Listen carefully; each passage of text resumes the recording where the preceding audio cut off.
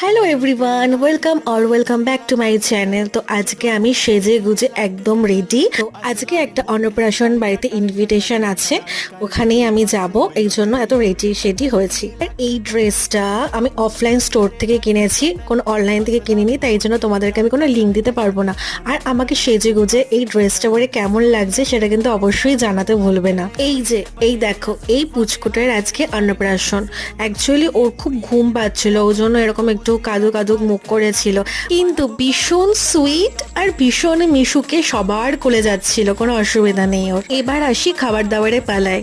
স্টার্টারে ছিল লাচ্ছি আর chicken pakora, main কোর্সে ছিল নান আর চানা পানির, এরপর এলো রাইস, তার সাথে মাছের মুড়ো দিয়ে ডাল আর বেগুন ভাজা। এরপর এসেছিল মাই ফেভারিট লেমন ফিশ, যেটা আমার খেতে ভীষণ ভালো লাগে। তাছাড়াও এসেছিল চিকেন অ্যান্ড লাস্টে chutney papad. So that's all for today, by.